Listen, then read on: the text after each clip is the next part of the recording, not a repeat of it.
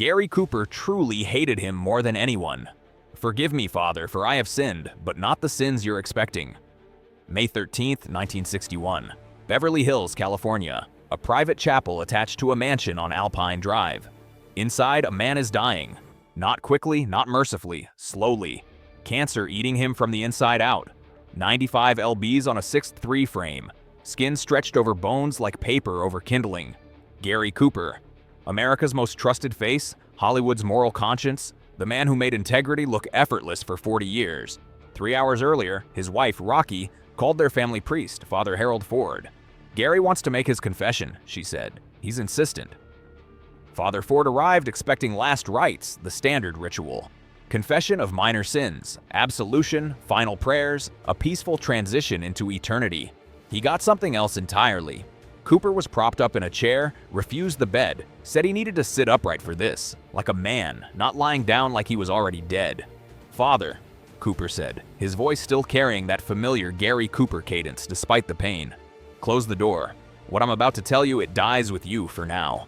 Father Ford later testified in a sealed Vatican document declassified just 3 years ago, that Gary Cooper's next words changed everything he thought he knew about confession.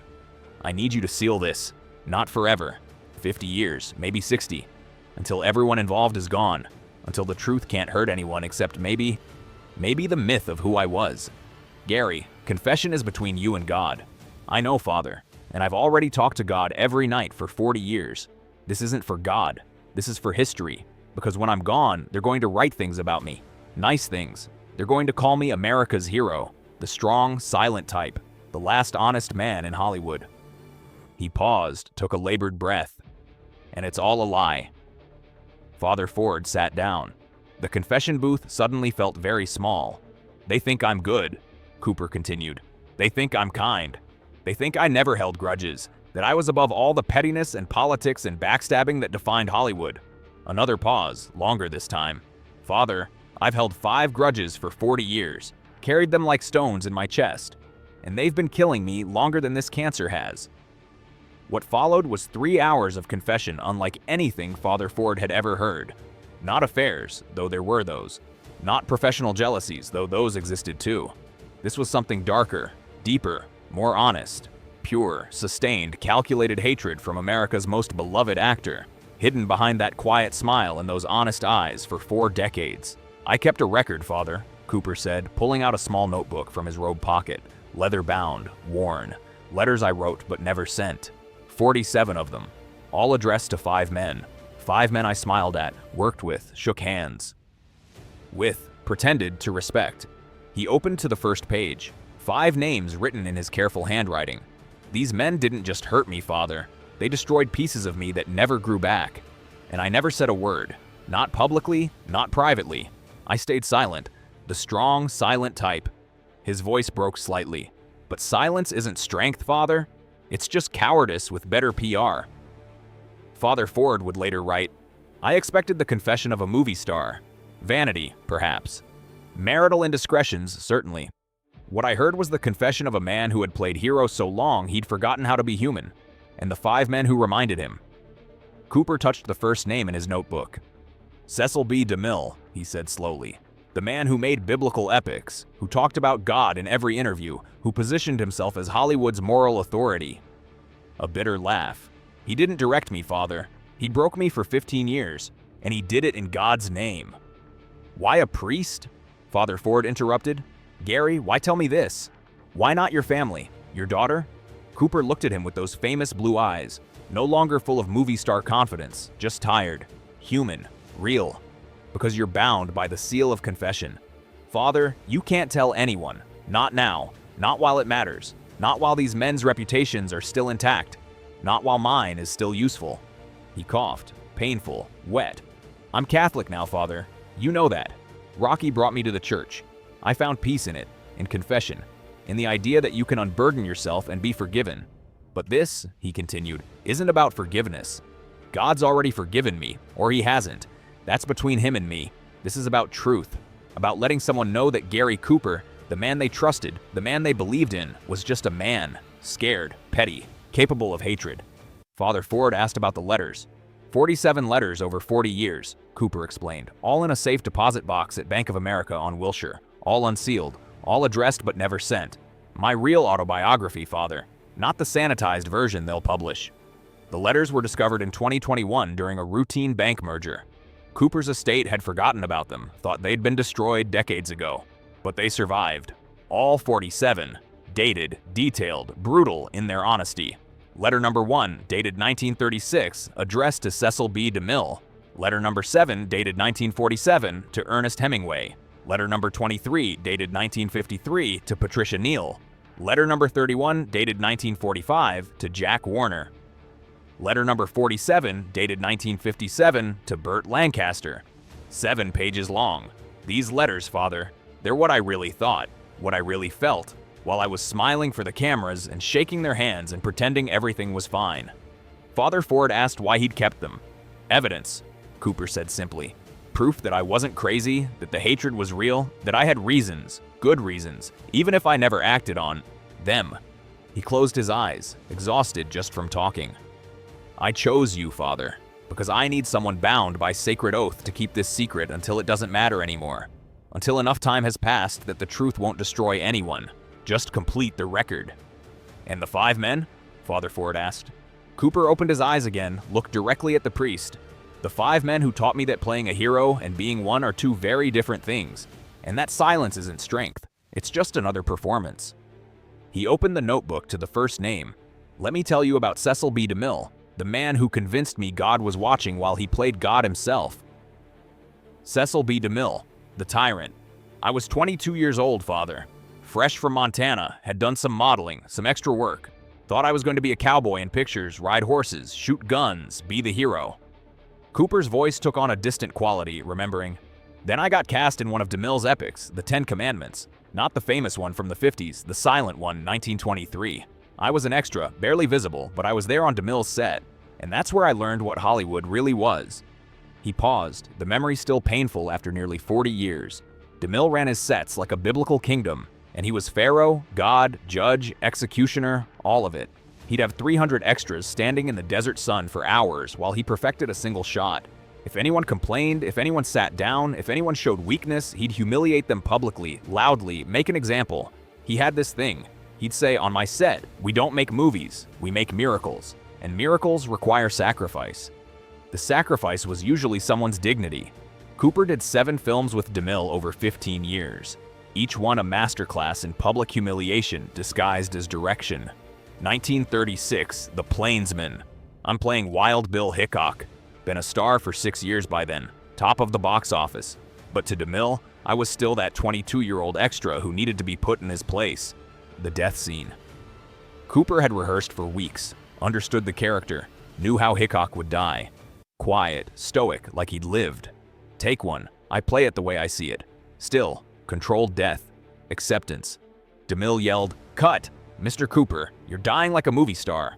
I said, "I'm playing the character, Mr. DeMille." "No," he said, loud enough for the entire crew to hear. "You're posing like you always do. Pretty face, empty performance." The crew went silent. Nobody spoke to established stars like that, especially not in front of 300 people. Take 2. I try to add more pain, more struggle. "Cut! Now you're acting. Stop acting. Just die." Take 12, take 27, take 43. Each time, DeMille found something wrong. Too much, too little, too fake, too real. We gotta take 67, Father. 67 takes of a 2-minute death scene. I was exhausted, humiliated, ready to walk off the picture. Finally, DeMille said, "Mr. Cooper, do you know why you can't do this scene?" I said, "No, sir." "Because you're not an actor. You're a movie star. There's a difference. Movie stars pose, actors create. You'll never be an actor, but you're adequate as furniture." Furniture. Cooper never forgot that word. That night, Father, I wrote the first letter. Never sent it. Just needed to put the words somewhere. Get them out of my chest before they poisoned me. The letter, dated October 1936. Cecil, you make films about God, but you play God yourself. You humiliate men in his name. You call it direction. I call it cruelty. You say I pose, but your whole life is a pose. You pose as a man of faith while worshiping only one thing, your own authority. Cooper kept working with DeMille. Had to. Contracts, studio politics, the illusion of professional relationships, but the damage was done. For the next 10 years, Father, I second-guessed every choice, every scene, every moment, because DeMille had convinced me I wasn't a real actor, just a lucky face. And you know what's worst? Part of me believed him. DeMille died in 1959, 2 years before this confession. I sent flowers to the funeral, Cooper said. Even wrote a nice quote for the press. He was a giant of cinema. We'll never see his like again. And I meant it. He was a giant, just not the kind worth missing. Father Ford asked if Cooper ever confronted him. No, Father. That's my real sin. Not the hatred, but the silence. I let him do it to me, to others. I watched him destroy young actors for sport. And I never said a word because I was too afraid, too worried about my career, too convinced that speaking up meant being weak. He closed his eyes. DeMille taught me to be silent, to smile through the pain, to play the hero even when you feel like furniture. And that lesson, that poisoned everything that came after. If DeMille played God on earth, Cooper said, opening his eyes again, the next man played God with my reputation, and he did it while calling me friend. Ernest Hemingway, the friend who used him.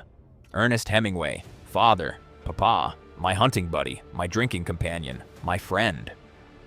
The word friend carried particular weight, particular pain. We met in the 40s, Sun Valley. Both of us there for the hunting. He recognized me. I recognized him. Two American icons, people said. The writer and the actor, the man of words and the man of action. Cooper smiled at the memory. Genuine warmth mixed with old bitterness. We hit it off immediately. He liked that I didn't talk much. Said most actors never shut up. I liked that he treated me like a regular guy, not Gary Cooper movie star, just Coop. They hunted elk in Idaho, fished in Cuba, drank in Key West. For nearly 15 years, they maintained a public friendship that both men valued. 1943, he writes For Whom the Bell Tolls. The studio wants me for Robert Jordan. Papa says he wrote it with me in mind. I'm honored, flattered. It's a great role, complex, serious, everything I'd wanted to prove I could do. The film was a massive success. Cooper's performance was praised, Academy Award nomination, then Papa starts giving interviews about the film, about me, about authenticity. The quotes started innocent enough, complimentary even. Coop's perfect because he doesn't have to act, he just is. Cooper heard it differently. What I heard, Father, was he's not an actor, he's just himself. Lucky casting, but it got worse. I wrote Robert Jordan for a man, not an actor. Coop fits because he's himself, can't be anyone else. There it was, the backhanded compliment, the subtle diminishment disguised as praise. For the next 15 years, Father Hemingway used me as his example in interviews, in essays, in conversations. Always the same theme, real men versus Hollywood actors. And I was his proof that real men don't need to act, they just need to exist. 1947, Life magazine profile on Hemingway, a section about authenticity in art. Look at Gary Cooper, Papa said. Great movie star, lucky to be handsome and tall, but actor? No, he's himself in every role. That's not art, that's accident. Cooper read it in his living room. Rocky asked if I was okay. I said I was fine, that Papa was just being Papa. But that night I wrote letter number 7. Papa, you call me friend, then use me as your example of limited range.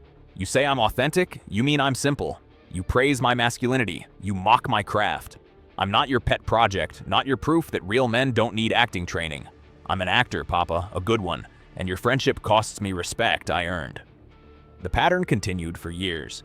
Every Hemingway interview seemed to include some reference to Gary Cooper as the example of natural talent versus trained skill. Always positioned as compliment, always felt like insult. 1952, The Breaking Point, Life magazine again, cover story, the death of the movie star. Hemingway as expert witness on the decline of Hollywood masculinity. Gary Cooper, great movie star, terrible actor, can't play anything but himself. That's not art, that's luck. That's being in the right place with the right face at the right time. His face on the cover, his words in the article. No ambiguity, no backhand, just direct dismissal of my entire career. They were supposed to hunt together the following month. Cuba, annual trip. Cooper canceled. Papa called me. Coop, what's wrong? I said, read your article, Papa. That's not personal. It's my name, Papa. My career. How is that not personal? Long silence on the phone. You're too sensitive, Coop. I'm talking about movie stars in general. The phenomenon, not you specifically. You used my name 23 times in that article, Papa. That's specific. Another silence. Fine. Don't come to Cuba. Stay in Hollywood with your feelings. He hung up. Cooper wrote that night. Letter number 15.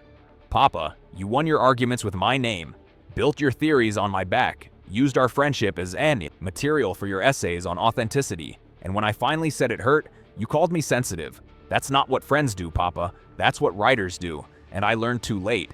You were always a writer first, friend second, or never. They never hunted again, saw each other at events, civil, cold, distant. 1954. Hemingway wins the Nobel Prize in Literature. In his acceptance speech, he talked about truth versus performance in art. Didn't name Cooper. Didn't have to. The man who seems real versus the actor who creates reality. America has always loved the former, but art requires the latter. Everyone knew who he meant. Father, here's what killed me. I loved that man. Really loved him as a friend, as a mentor, as someone who understood what it meant to be an American icon. His voice cracked, but he destroyed our friendship for content, for essays, for his theories about art. He turned me into a cautionary tale, and I let him because confronting him meant admitting I cared, and caring was weak. Hemingway died in 1961, July 2nd, just weeks after this confession. Cooper was too sick to attend the funeral, but he wrote in his journal, "Papa's gone. They're calling him the greatest American writer. They're right, but they're not saying what it cost the people he wrote about, the friends he used, the relationships he sacrificed for the work.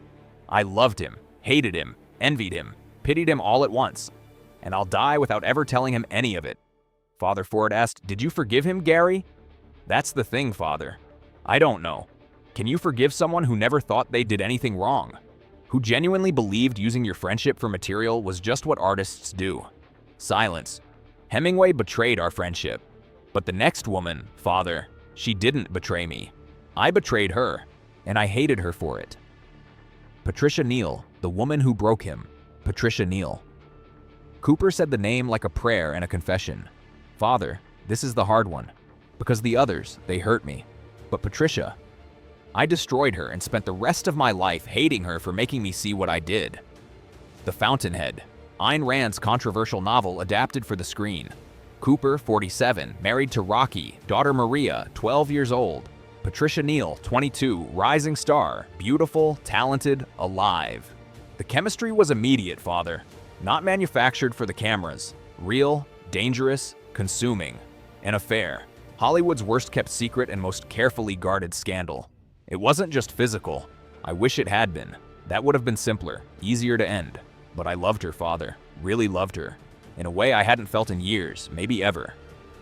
The affair lasted 3 years. Hotels, borrowed apartments, stolen weekends. Always careful, always secret. I told her I'd leave Rocky. I meant it when I said it, every time. Just need to wait for the right moment. For Maria to be older, for the studio to be ready. Excuses. Patricia got pregnant. That's when it became real, Father. Not just an affair anymore. A child, a life. A decision that would change everything. Cooper panicked. Catholic guilt, public image, career implications. I told her we couldn't keep it, that it would ruin both our careers, that we needed to wait, be smart, be careful. Translation, abort the pregnancy. She didn't want to. Begged me to reconsider. Said we could make it work. Said love was enough. It wasn't. I paid for the procedure, made the arrangements, held her hand before. Wasn't there after. His voice dropped to barely a whisper. That's when I promised, really promised. I'll leave Rocky. We'll get married. We'll have children. This isn't the end. It's just not the right time. 3 more years of promises. 3 more years of soon. 3 more years of keeping her waiting while he maintained his perfect marriage in public. Patricia ended it. She said she couldn't do it anymore. Couldn't be the secret. Couldn't wait for a someday that never came. She deserved more. She was right. 1953, Patricia married Roald Dahl, the writer, the man who offered her what Cooper couldn't. Public commitment. When I heard Father, I was furious. Betrayed. She was supposed to wait. I was going to leave Rocky eventually. We were going to be together. That was the plan. Except it wasn't. It never was. I wrote letter 23 that night. Drunk, angry, cruel. Pat, you married him. I have no right to be angry, but I am. Furious. Not at you, at myself. Because you did what I couldn't. You moved on. You chose life over waiting. You were braver than me, and I hate you for showing me what a coward I am. I told everyone I was protecting my family. Truth is, I was protecting my image. Gary Cooper doesn't get divorced. Gary Cooper doesn't leave his wife for a younger woman. Gary Cooper doesn't break God's law. So Gary Cooper broke you instead and called it morality. Never sent. Like all the others. They worked together one more time. Bright Leaf, 1950, right after the abortion. Professional, cold, painful. Years later, Patricia said in an interview, "Gary Cooper was the love of my life." Cooper never responded publicly, but to Father Ford, in that chapel, dying, he finally spoke the truth. "Father, I destroyed that woman. Not just the affair, not just the abortion, not just the broken promises, but the lie. The fundamental lie that I was a good man, making hard choices. I wasn't. I was a coward making easy ones." Tears now. First time in the confession. "I kept her hoping for 3 years. Let her believe I was just waiting for the right moment. But the right moment never existed because I was never going to leave, never going to risk my image, never going to choose her over the myth of Gary Cooper, family man." He wiped his eyes. And when she finally found the strength I didn't have, when she chose life and love and honesty, I hated her for it, for showing me my own cowardice, for moving on while I stayed, stuck, for being free while I stayed trapped in my perfect lie. Father Ford asked the question Cooper had been avoiding. "Do you ask God's forgiveness?" "Every day for 13 years, Father. But you know what? God's probably already forgiven me. God's mercy is infinite. That's what the church teaches." Pause. "But I can't forgive myself, because I don't hate Patricia for what she did. I hate her for what she showed me. And that's not her fault. That's mine. But the heart doesn't care about fault." Cooper dying. Patricia, hearing the news, sent a message through mutual friends. "Tell him I forgive him." Cooper to Father Ford. "She forgives me. After everything. After the abortion. After the lies. After the cowardice. She forgives me." "Can you forgive her, Gary?" Long, painful silence. "No, Father. Because forgiving her means forgiving myself, and I'm not ready for that. Maybe I never will be." Patricia showed me my cowardice. But the next man, Father, he owned it. Literally.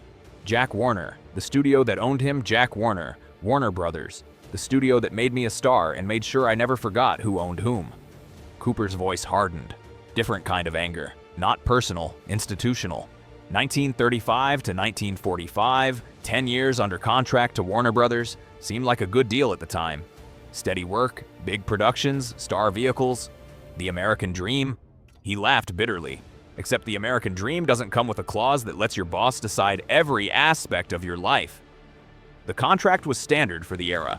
7 years, studio option to extend. Warner Brothers controlled everything. Roles, schedule, public appearances, even personal relationships required studio approval. I wanted to do comedy. Warner said, "No, you're the strong silent type. That's what sells."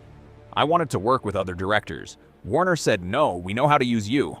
I wanted to try theater. Warner literally laughed in my face. The studio memos were discovered in the Warner archives, dozens of them referring to Gary Cooper, not by name, by designation.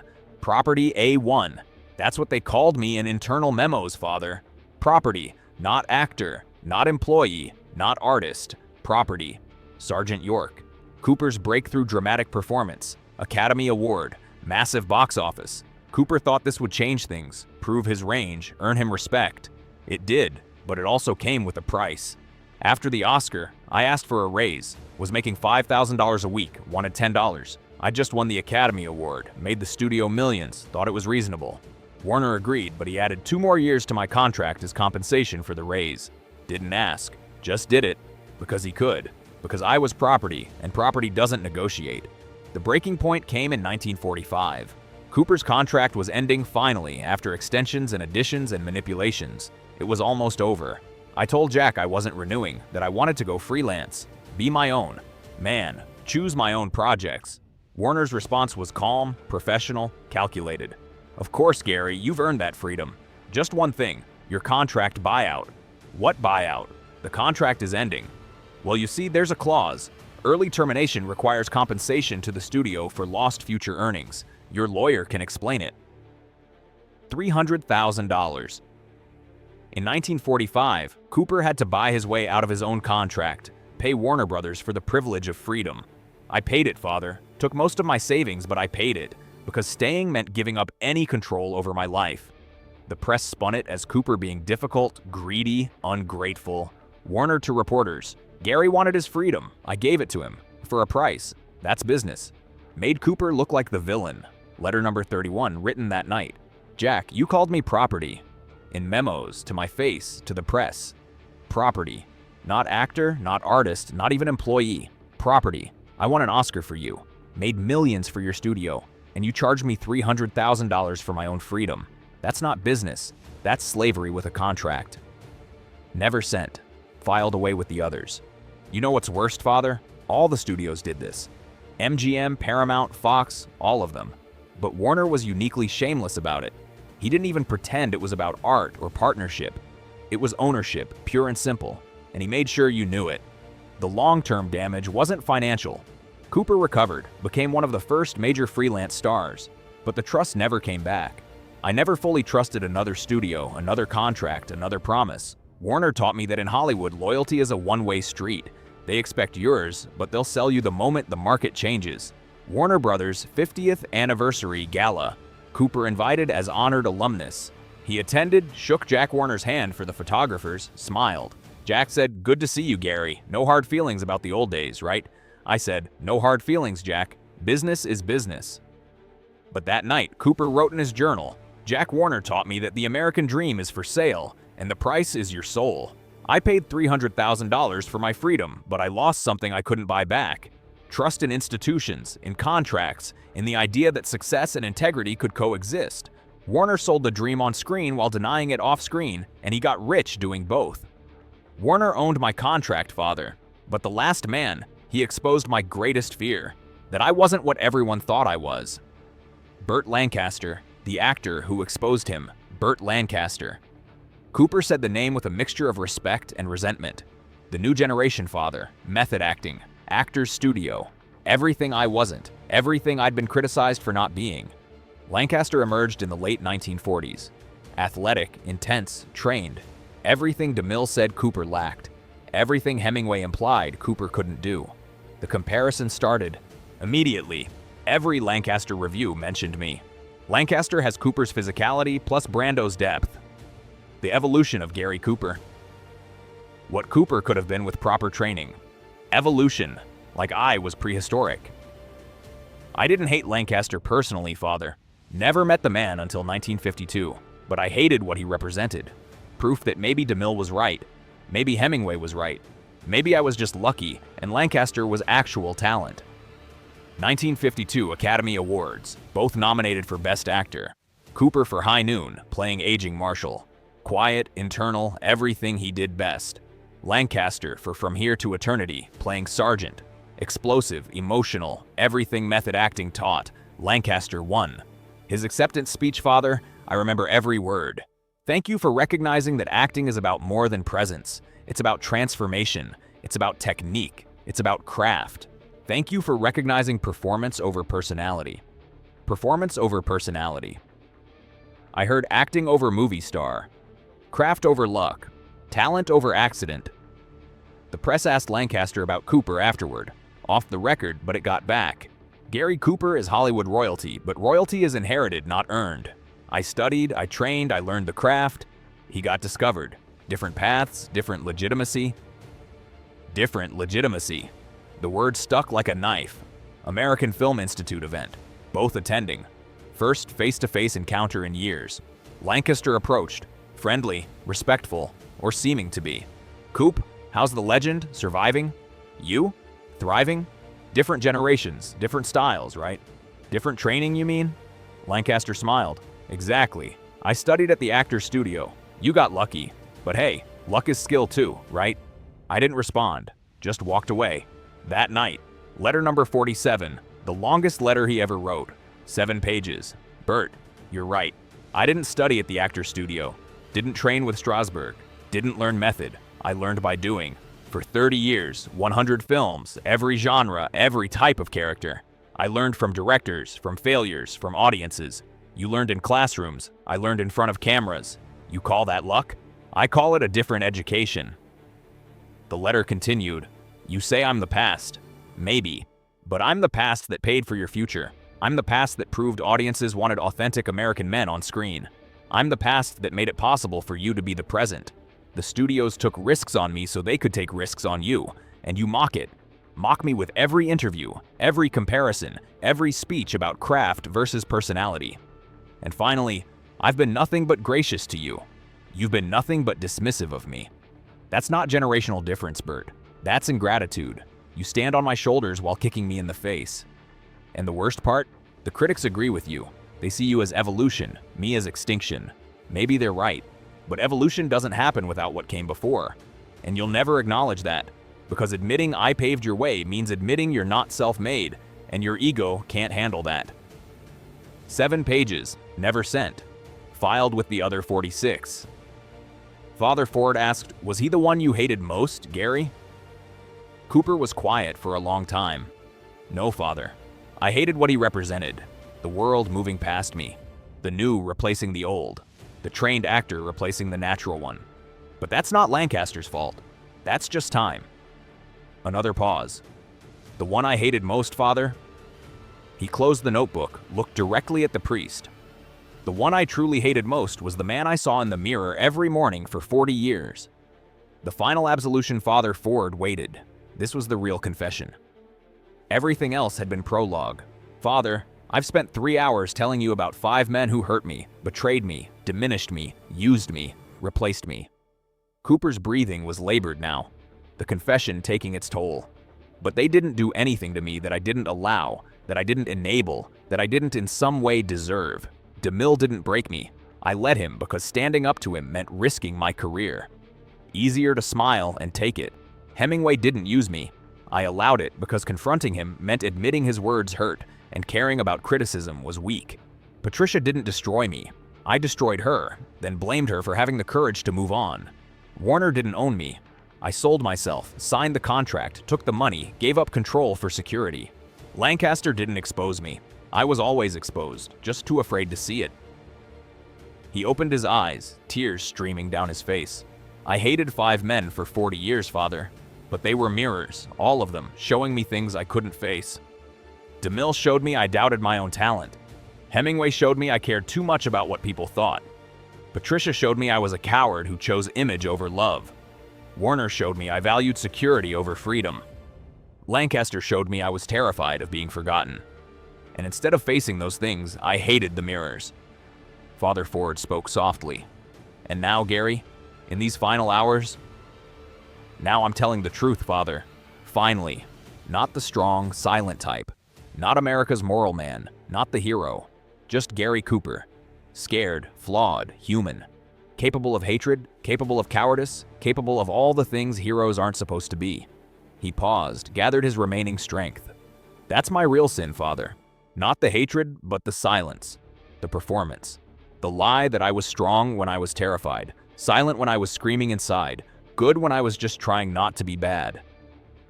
"Do you ask God's forgiveness?" "I ask for truth, Father. I've asked God for forgiveness every night for 40 years. But the real question is, can I forgive myself?" Long silence, just the sound of Cooper's labored breathing. "I don't know, Father. I honestly don't. No, but at least now someone knows. Someone knows that the hero was always just a man trying not to break and failing every single day." Father Ford placed his hand on Cooper's shoulder. "Gary, the seal of confession means this stays between us and God. But you've asked me to release it after time has passed. Why?" Cooper looked at him.